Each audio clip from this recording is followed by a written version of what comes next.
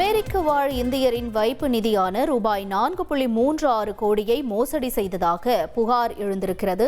இது தொடர்பான அண்மை செய்தியை பார்த்துக் கொண்டிருக்கிறோம். விவரங்களை செய்தியாளர் சாலமன் வழங்கிட நாம் கேட்கலாம். சாலமன் வணக்கம். இந்த புகார் தொடர்பா தற்பொழுது நடக்கக்கூடிய விசாரணை என்ன? விவரங்களை பதிவு செய்யுங்க.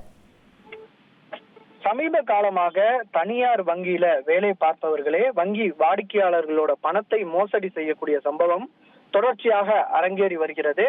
இந்த சம்பவம் தொடர்பாக தற்போது மேலும் ஒரு மத்திய குற்றப்பிரிவு போலீசார் ஒரு வழக்கை பதிவு செய்திருக்கிறார்கள். 4.5 கோடி ரூபாய் மோசடி செய்யப்பட்டதாக இந்த வழக்கை பதிவு செய்திருக்கிறார்கள். வங்கியோட மேலாளர் உட்பட சிலர் மீது இந்த வழக்கு பதிவானது செய்யப்பட்டிருக்கிறது.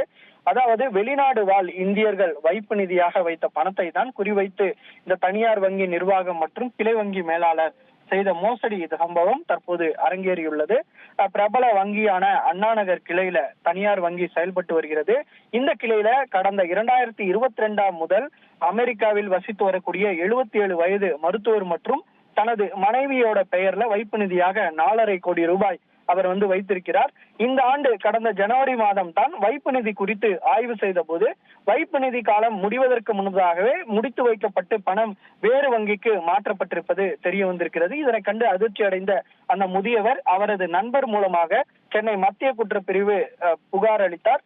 இந்த புகாரின் பேர்ல தற்போது இந்த வழக்கு பதிவானது செய்யப்பட்டிருக்கிறது.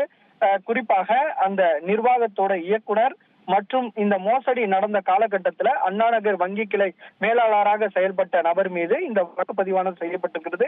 மேலும் வேறு எந்த வைப்பு நிதிகள் மோசடி செய்யப்பட்டிருப்பது என்பது குறித்து தற்போது மத்திய குற்றப்பிரிவு போலீசார் தீவிர விசாரணை நடத்தி வருகின்றனர்.